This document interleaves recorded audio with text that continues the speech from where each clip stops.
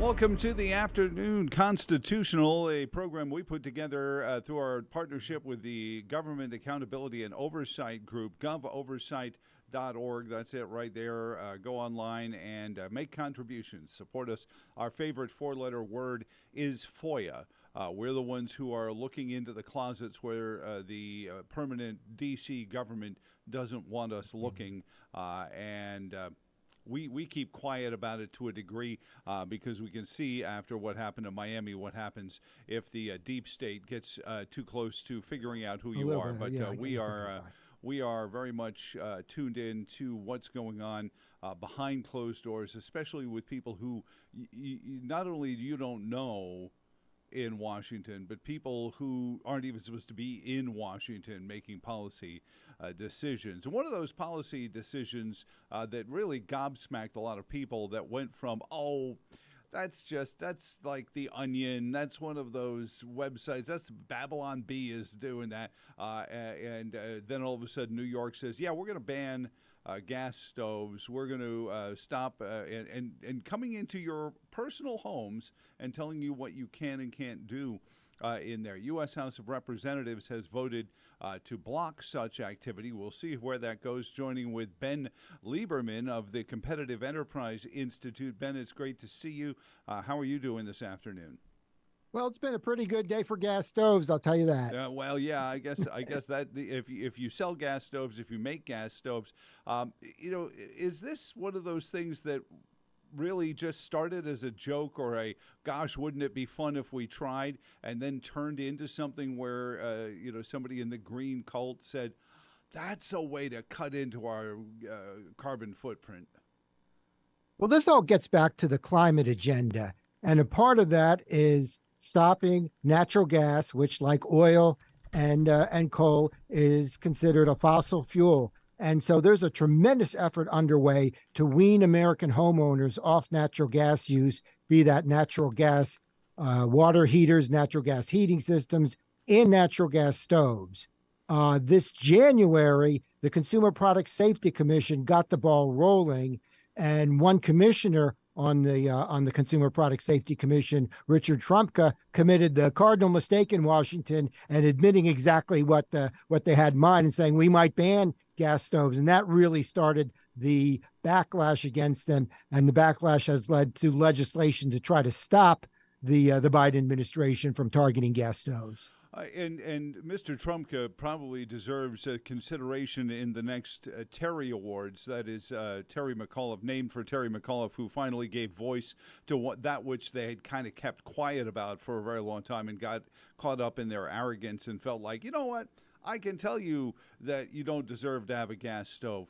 Is there any science behind how much of our carbon footprint is contributed by a naturally gas-fed stove? Ben, is there anything that says, oh wow, that could be the save 100 polar bears from floating in the Al Gore tributaries? It's trivial unless you really are climate crazy. Gas stoves, whether it's a natural gas or an electric version, use less than 4% of a household's energy use. So trying to wean people away from gas stoves towards electric versions, we had one estimate done for us that the Department of Energy rule, which would also target gas stoves, would reduce the Earth's temperature by maybe 0.0004 degrees Celsius in 2050. And that's using a lot of very generous assumptions. So it's absolutely trivial. There's no reason to take away consumer choice here. Well, and that seemed to be the puzzling thing is it came out of left field. There didn't seem like, and thank you for sharing that science with us, it seemed like just another one of these, hold my beer, look at what I can do next. Now, this Trumka fellow, I've heard that name before. Is he related to the former union boss? His dad was the former union boss, and it turns out he may not be the brightest of the two. Well, I'm just shocked that somebody like that would get a job that I'm sure they're heavily qualified for in Washington. I guess he beat out Hunter Biden for that position, Ben. Yeah, and after he said that, and there was a tremendous backlash, the Biden administration said, no, we wouldn't do that. Now, normally when somebody speaks out of turn like that, you ask them to step down, but nobody asked him to step down. He's still very much in his job. And the Consumer Product Safety Commission is still going ahead with the very same investigation into gas stoves that he was talking about in January. Now, you bring up the Consumer Product Safety Commission, another one of these alphabet soup bureaucracies that nobody ever really thought about, much to our peril. But here they are with millions of dollars worth of funding and a budget and a mission statement to go save us from ourselves. But when you look at their mission statement of what they're trying to do with this, this is exactly what I think drives people to folks like President Trump, who say, let's get rid of all these bureaucracies. The hell do we need all these agencies for? Most of them, as I understand, a budget from I think 10 years ago, a budget analysis said there was $100 billion in redundant agencies in the federal government doing the exact same thing, but they still exist in there. This agency, aside from the natural gas fired stove ban, this agency is just indicative of all of what I think is wrong in Washington. What do you think, Ben?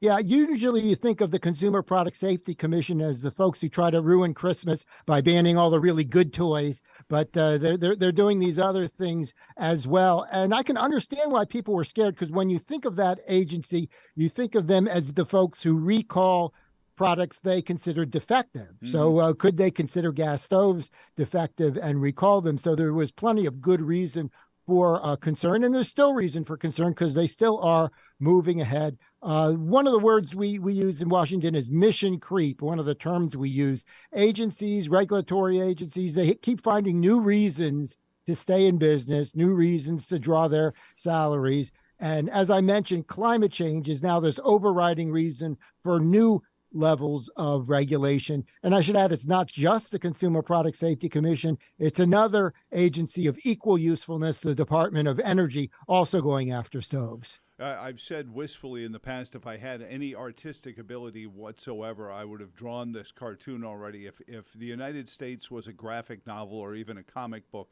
Captain America's arch nemesis wouldn't be, the Communist Manifesto. It would be Mission Creep, and he would look a little like the Toxic Avenger, only darker there. And I think only people from New Jersey know what the Toxic Avenger is. It looks like Ben knows who the Toxic Avenger is, but Ben, one of the things that they sold in this was that these were dangers not to the climate. As soon as the blowback over the climate hit, all of a sudden the narrative pivoted to, it's asthma and small children. And they tried that, and it really sort of bounced off the wall when they tried that too, didn't they? Yeah, well, it's hard to believe the scare, because keep in mind, gas stoves have been very common in America since the middle of the last century. A couple 100 million kids grew up around them. I did. You probably did. The idea that there was this serious danger that nobody's noticed until recently is kind of far-fetched. You look a little closer at the study that claims the link between gas stoves and asthma. In addition to not being a particularly good study, it's closely linked to climate activists. They didn't even try to separate it from the environmental activist groups that are pushing for an end to natural gas use in order to save us from climate change. There's a lot of reason to doubt it. And you're right, these agencies don't have authority to regulate on the basis of climate change. So they have to come up with a reason that would pass legal muster. And for Consumer Product Safety Commission, it's these safety claims. So our one of our founders, Chris Horner, is the one who unearthed all of Lisa Jackson's emails where she was emailing with the heads of all these different Greenpeace and climate organizations,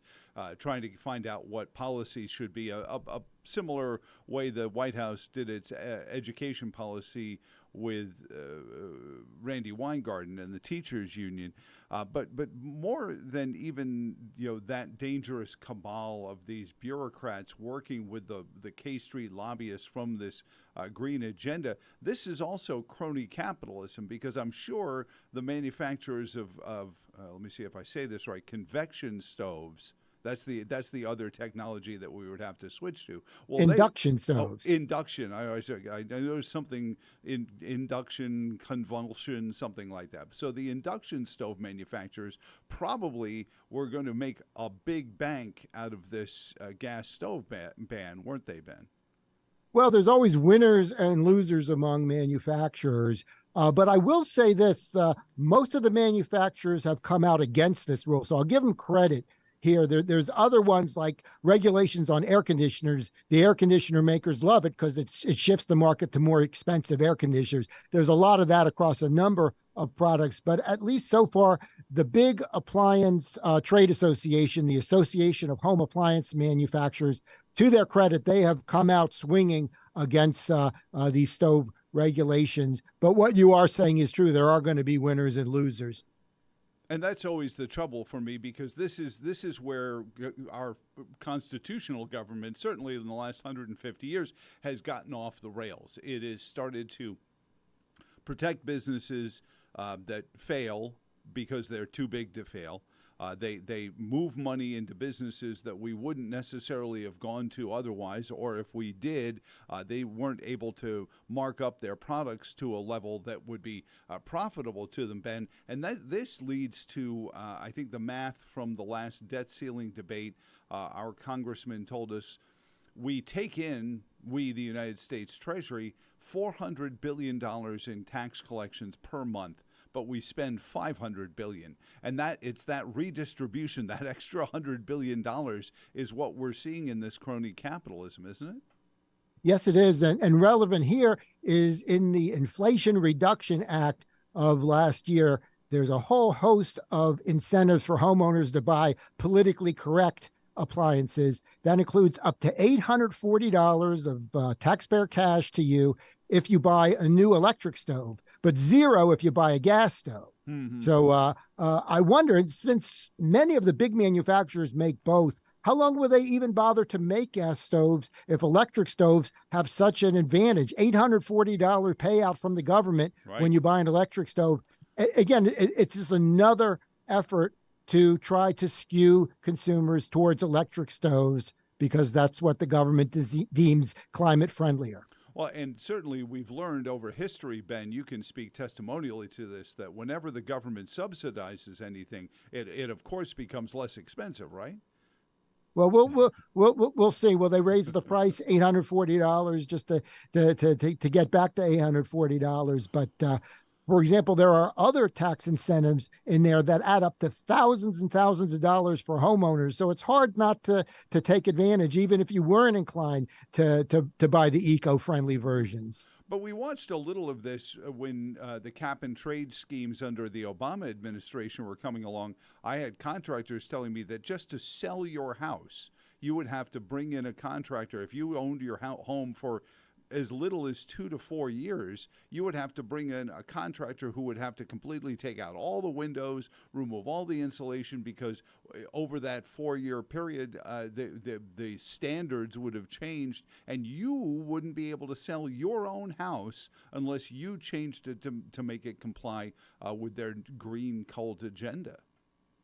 Yeah, and this happens a lot at the state and local level. As you mentioned, the natural gas hookup ban in New York. But now the feds are involved. I mentioned the Inflation Reduction Act. There's also money in that federal bill to encourage states and local governments to change their building codes to put in these green requirements so that homeowners will have to do not what they want to do, but what the state and local building code requires before they sell their house in order to make it greener. Well, and again, as you pointed out, this has infinitesimal impact on actual climate. It has great impact on the climate around the shareholders of these companies, and that's where it becomes problematic. So the House passes this bill, and now I guess it goes to the Senate, or is this like the debt ceiling deal and we just ignore the Senate and go right to negotiating with President Biden? No, it goes to the Senate, and there's two bills. One stops the Consumer Product Safety Commission. One stops the Department of Energy from targeting stoves. It goes to the Senate.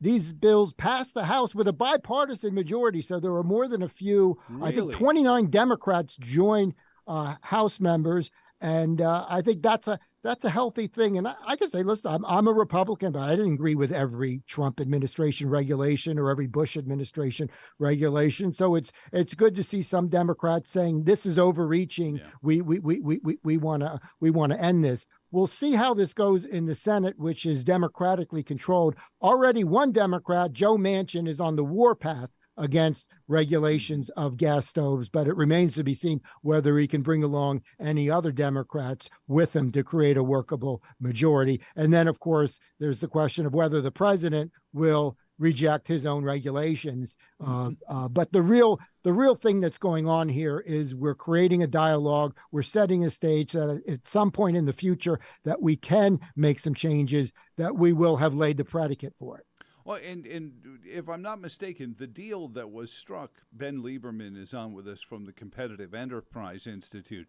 The deal that was struck to allow for President Biden to continue to borrow on the state's credit card, it does increase natural gas production. Wouldn't it be silly if we just went ahead and started producing more natural gas and then stopped using it?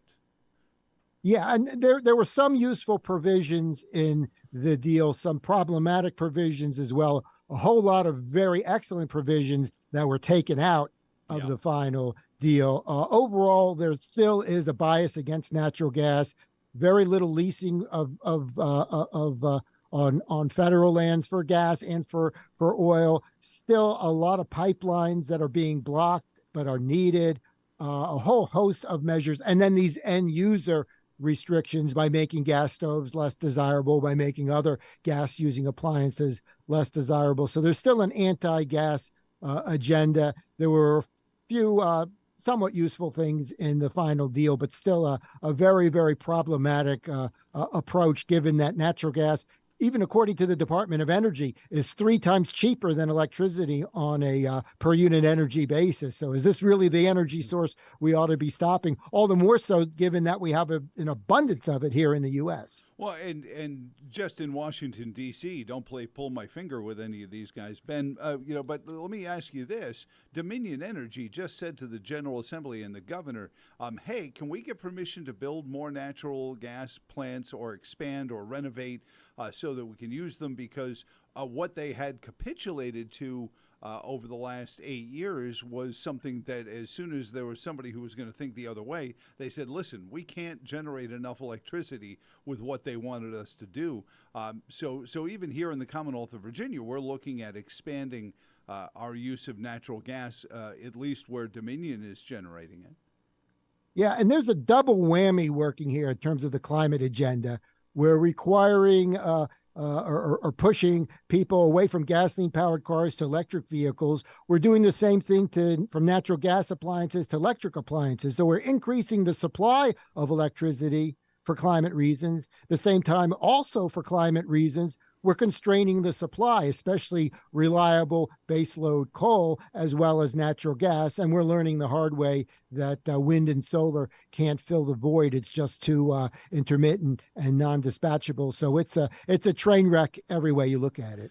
Let me pick up on that because, again, natural gas being natural, it does its thing and it dissipates. And, the machinery used to create photovoltaic electricity, the solar panel cells, I still have yet to see a real scientific look at the disposal of these. California considers them toxic waste or hazardous waste for disposal purposes. These things, especially as we're going through this spasm of building these solar factories, are we facing in 25 years to 30 years a crisis of what to do with all these solar panels? Yeah, there's no magic bullet. Everything involves trade-offs, and we're learning that solar panels have a number of issues. We're learning a lot about electric vehicle batteries and the wherewithal to make those. And there we're facing a reckoning once the first generation of EVs gets old enough that they start getting junk. What are we going to do with all of those batteries? So yeah, there's a whole host of disposal issues that we're not thinking about very seriously right now.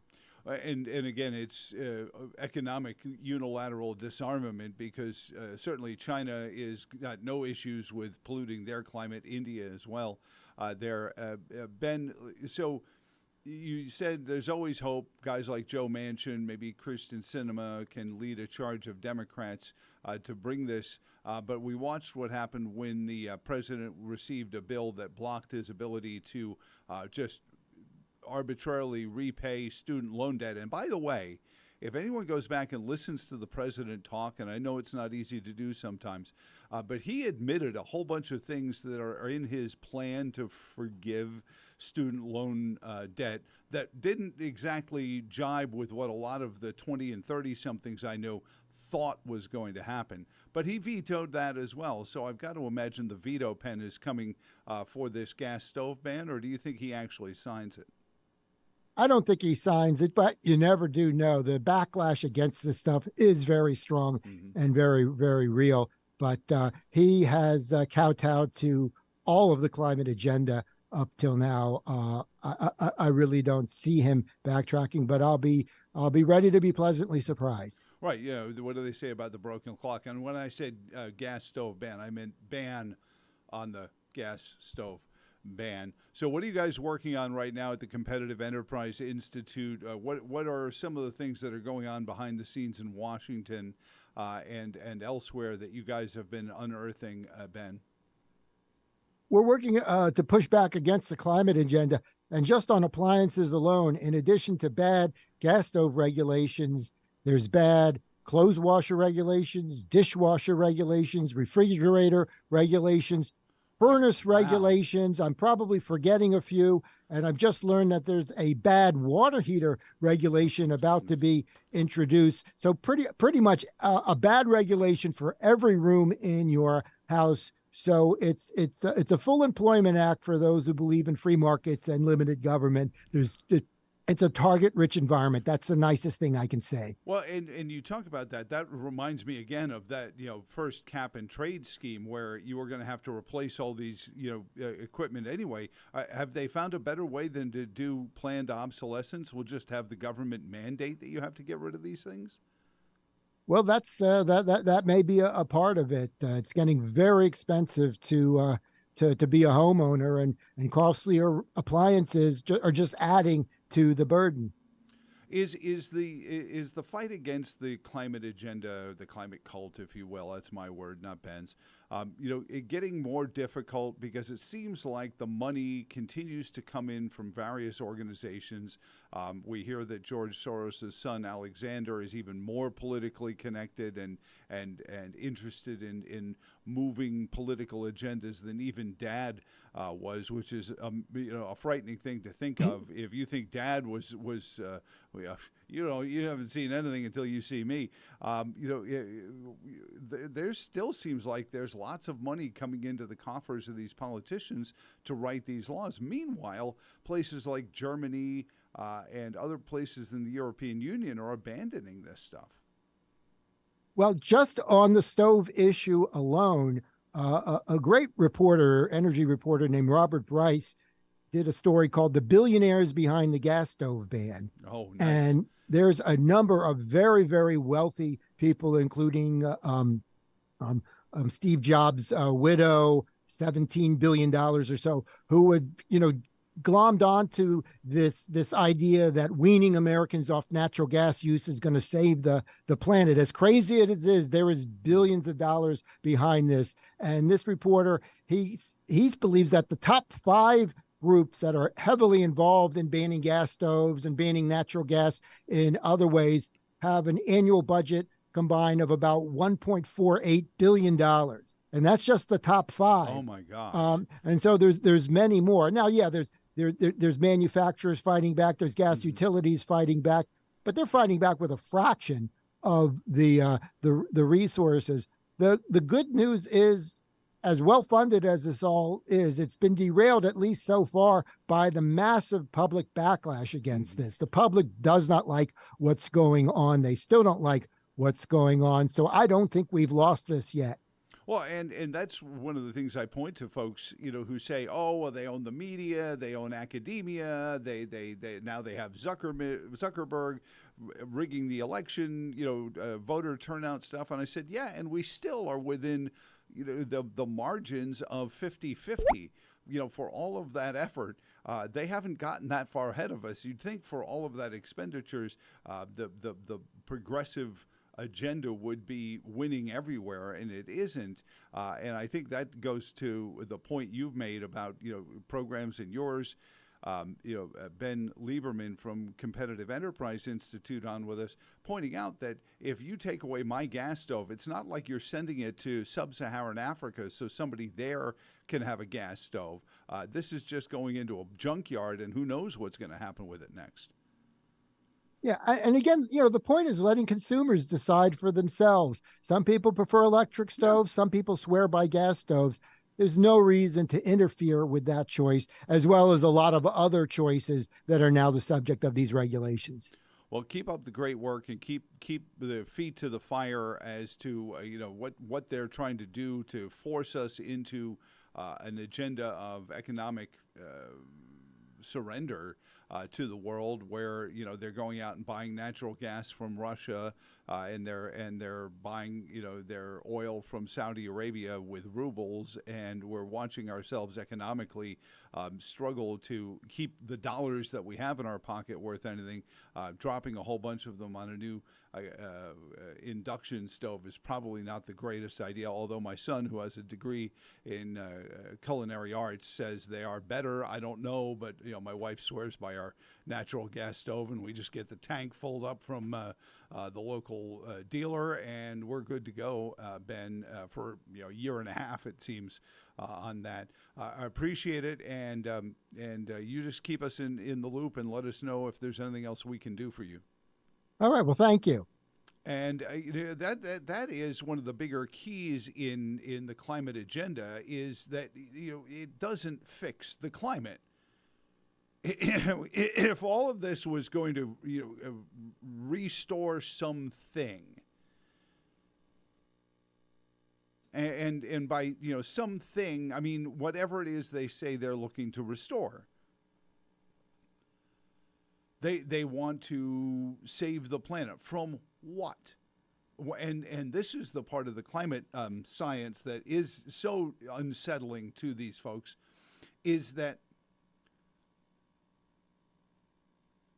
when you look at the science of Earth, and this is not the kind of science that gets settled, this is the actual science of inquiry and testing and investigation. So when you actually look at the science of the climate, you stop and you realize, oh, so this has been going on, and we had an ice age, and then we had global warming before there were even humans, and certainly before we had internal combustion engines. It's the same thing the gun lobbyists go through when they, pardon me, when they are asked about the biblical verse, which already troubles them, "Thou shalt not murder."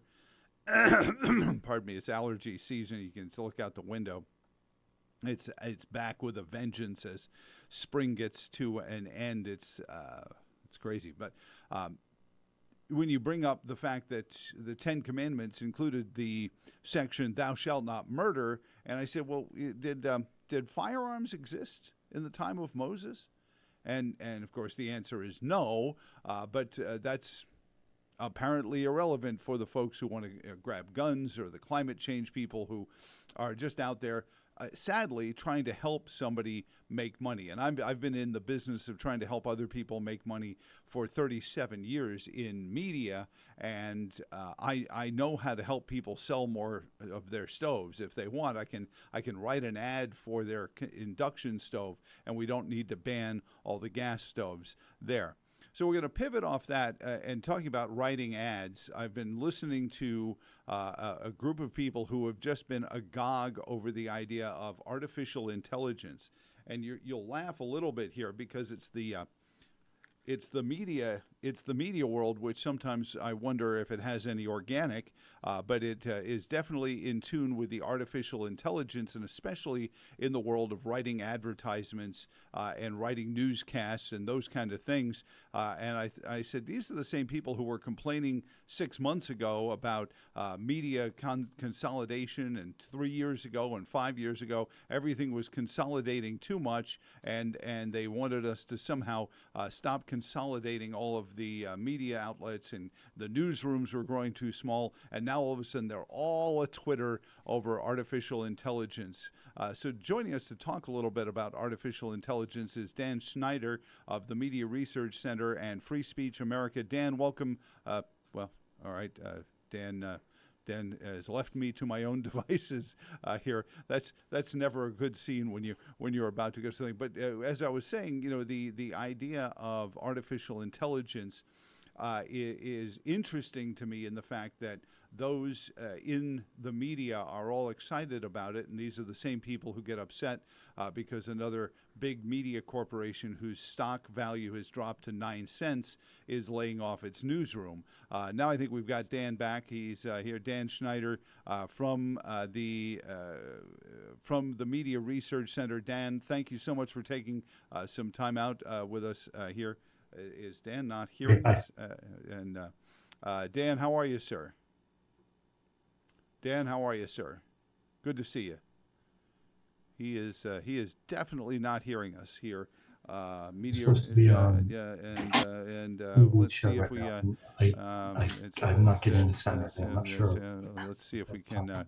While Dan works on getting the audio here, and then we will continue on my point of the media and the fascination with artificial intelligence. I have heard some of the artificial intelligence writings and some of the productions. As a matter of fact, I just got a robocall from an artificial intelligence. It sounded much more human than your usual robocall did, but it still didn't respond to me in the way a human would there. So it looks like we have Dan now with us. Dan, can you hear us now? I can. Thank you. I wasn't sure if you had me on or not. Well, no. It was actually, I was showing you why artificial intelligence isn't as good as this, because this is so clearly organic. Why would we have done that if we were artificial? So take us into where we are. Congressional testimony. I was listening to some very heartfelt and heartbreaking testimony from folks who were talking about having people spoofing them and doing pranks with artificial intelligence, scaring them that their daughters that had been killed were alive. And it was, so obviously artificial intelligence has gone the way of most technology, and the jerks have taken over it. But where are we? What's going on the Hill regarding possible regulation of artificial intelligence? It's taken a long time for people on the Hill to understand that this is a serious issue that needs to be addressed. A new technology that has lots of benefits and lots of dangers to it, and that Congress needs to take some action. The first time I attended a hearing on the Hill that had to do with artificial intelligence was several months ago. The topic was autonomous vehicles and artificial intelligence. That's when I started to get involved in this issue, when I realized members of Congress are focusing on all the wrong things. It's not about data privacy and data security. That's a tiny part of it, but it really is about who we are as human beings and how this will impact our freedoms and our safety. And I would say it's only in the last week that I think some members of Congress have started to take this issue in a very serious way. Senator Hawley, for starters. So, and I'm always nervous about asking elected officials to do anything for me, regardless of the political party, Dan. But at some point, there has to be some sort of rule book regarding what, at very least come up with punishments for people who seek to deceive with artificial intelligence. Is there some of that? Is that where you hope they go? Is that where they are going, Dan? Well, I think you're obviously a very smart man. I think you have correctly identified part of the problem and part of the solution here. Here's the trick that we face, and I'm a conservative who cares about freedom. The trick, then, as I see it, is that we cannot allow the Chinese Communist Party to dominate artificial intelligence. That would be a serious threat to our national security if CCP were to do that. Similarly, we cannot allow the left in America to use it as a weapon, a political weapon against the right. So how do we lead artificial intelligence development worldwide while still having our private sector? The government doesn't create artificial intelligence; it's the private sector, dominated by people on the left. How do we allow for our tech companies to take the lead in ways that don't harm us, like they have with social media platforms? That's the trick. And so then, how do you get that done? Because as I understand, a lot of the concerns around 2016, begin and end with people saying, "Oh, I was fooled by fake Twitter accounts that looked like it had thousands of followers, and therefore I believed what it said." Well, if it sounds like one of your dear friends, and you don't have, or a family member calling you on the phone and says and responding to you in ways that seem familiar to you, that could be even more frightening in terms of manipulating people that are busy and they're working. And I'm not saying they're not capable of recognizing a scam when they see it, but sometimes that takes some time and some digging, Dan. Oh yeah, just as a quick aside, I'm old. So back in 1989, I was living in China. And this is back when the Chinese people were still just all riding bicycles. And somebody called my parents and said, "I work at the U.S. State Department. I'm sorry to inform you, your son has died." Oh my God. I know, it's just horrible. So and that this was in the dark ages. They couldn't simply pick up a phone and call me. Mm-hmm. So it took 24 to 48 hours before they learned that this was just a scam. So today, with artificial intelligence, these scams are instantaneous and far more clever than just some stranger calling and saying State Department and then hanging up. But so it's a serious problem. But the danger goes far, far deeper than just elections. Mm-hmm. It's what is true, what is truth. Mm-hmm. What is right, what is wrong. Artificial intelligence can be manipulated to feed people false information. But even worse than all of that, and this starts to sound so sci-fi-ish, but these big tech companies now with AirPods and with the little masks that gamers use to play. VR, virtual reality, yeah.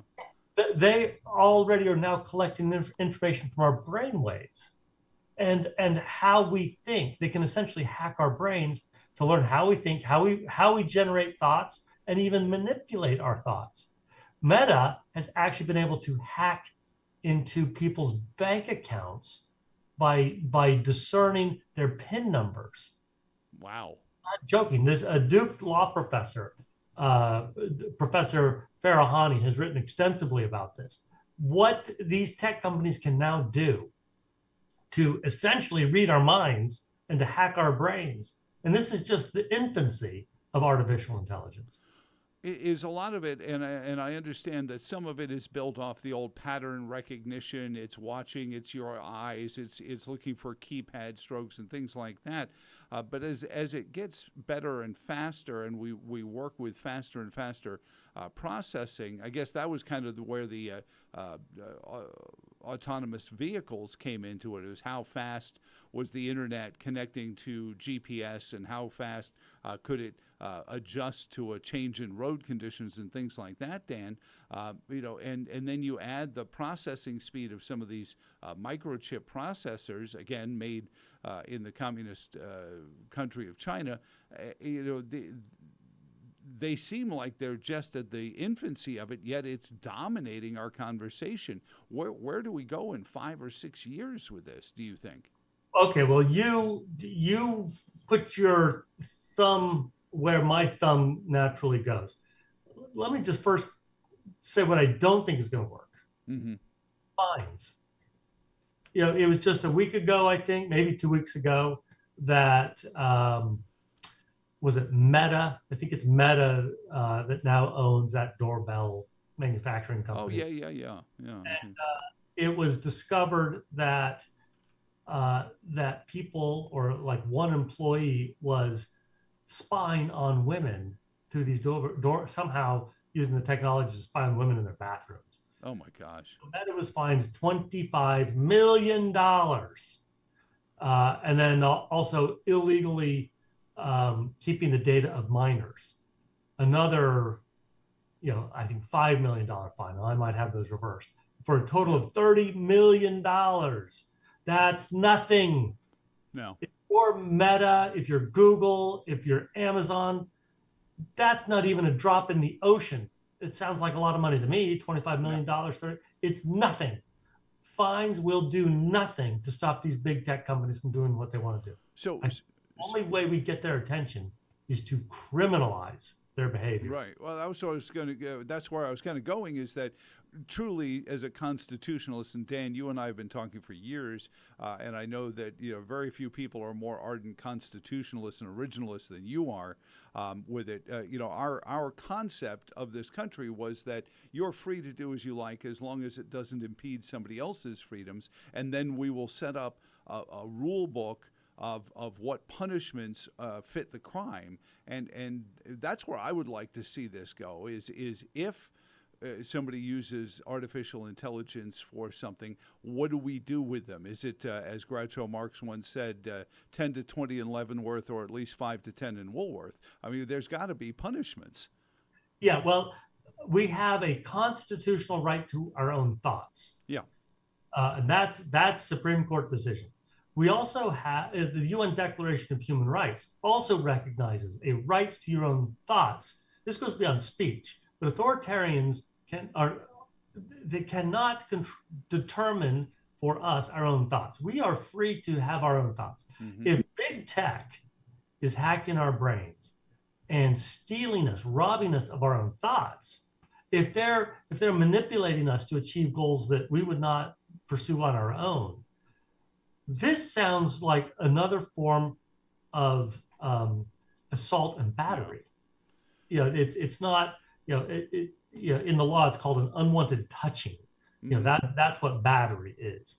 Well, this is touching our minds. Mm-hmm.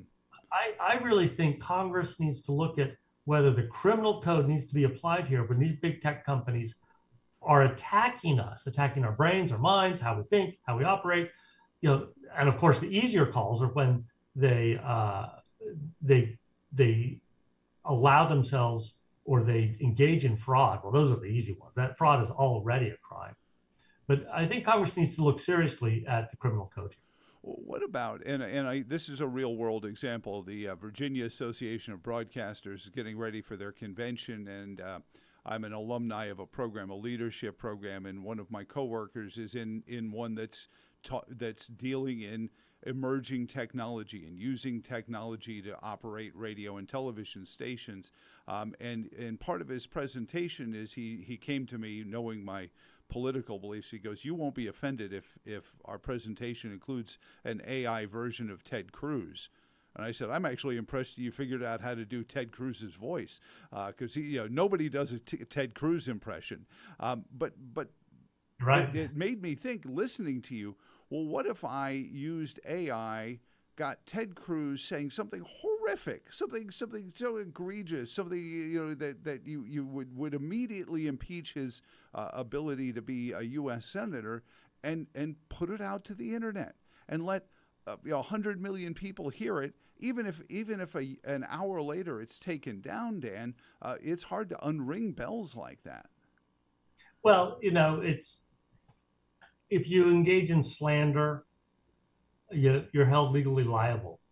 By representing somebody, like an impersonation, like Ted Cruz, But the platform is 230 protected, Dan. We've talked about that. So Twitter, who makes it possible to commit that kind of slander, is going to walk away scot-free, and maybe they go find some kid who's got $50 in his basement, and they attach his wages for the next 80 years. But it's really not compensatory.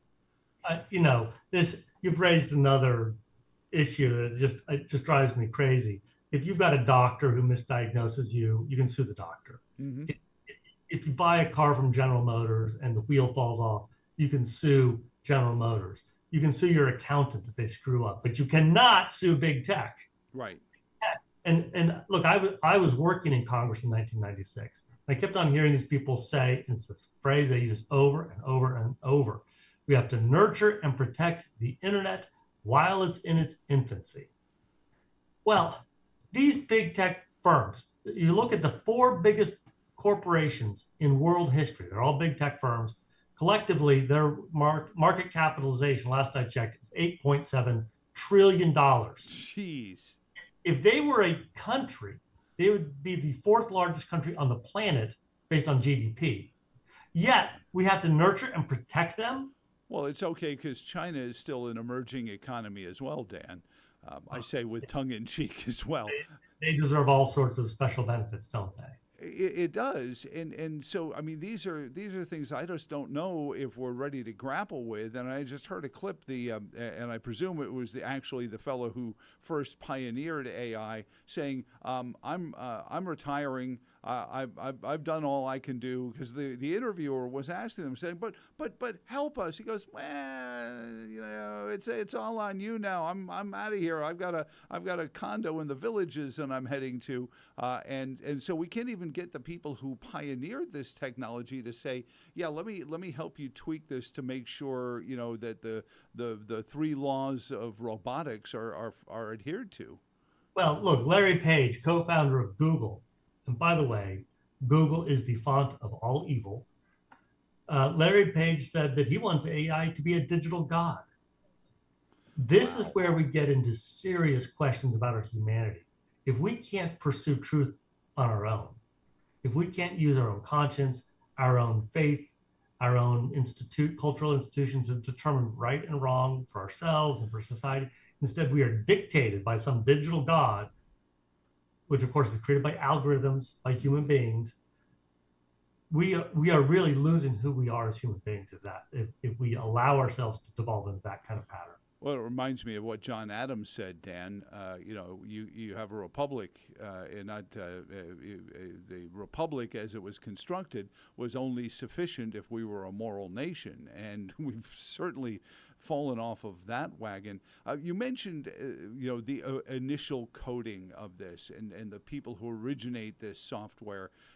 As I understand it, artificial intelligence right now still needs that first person, that big bang moment in each instance of it to hit on, as it were. Is that an important place to start and to look into the who, what, where, when, and whys of this? Or are we just going to develop another government bureaucracy that's going to screw up everything, make a lot of lobbyists very wealthy, and at the end of the day be used as a weapon against American citizens?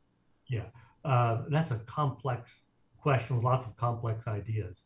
Well, we'll make it the last one then. Well, let's start at the very end of that. We cannot have government controlling the internet. Mm-hmm. I can guarantee you that would result in a terrible, terrible outcome. Here at the Media Research Center, we just wrote a study 2 weeks ago that showed how the Department of Homeland Security is using anti-terrorism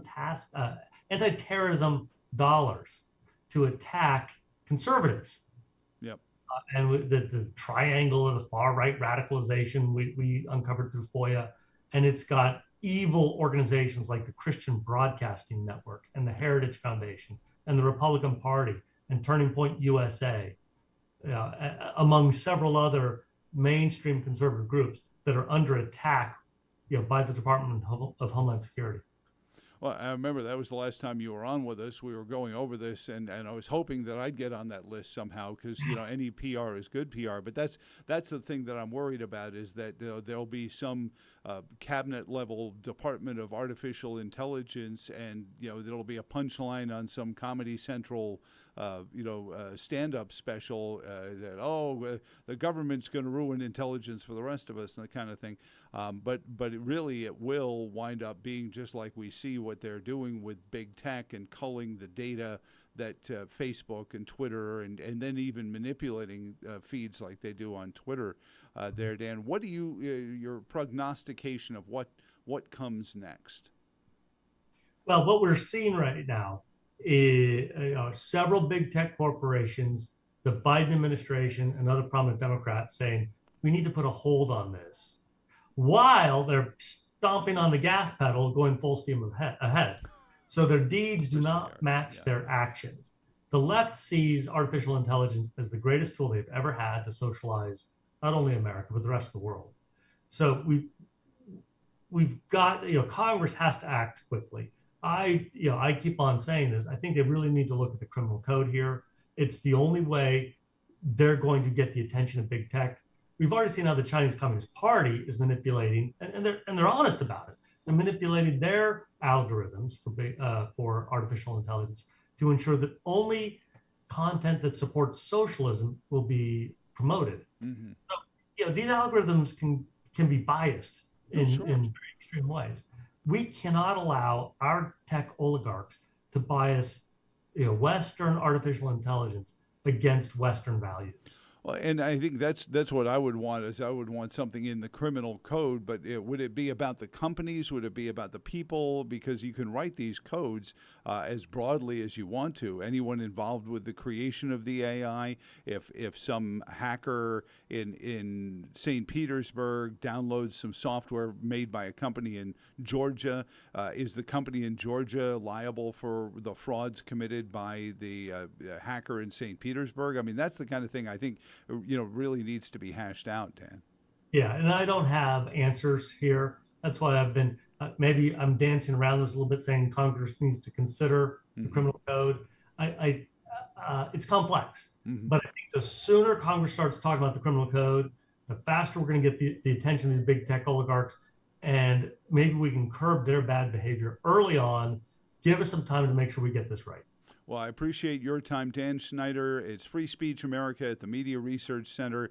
As always, he's been there, and he's even apparently been in communist China as well and come back to tell the tale. Thank you, sir, and we appreciate it, and have a wonderful afternoon. And happy Father's Day weekend.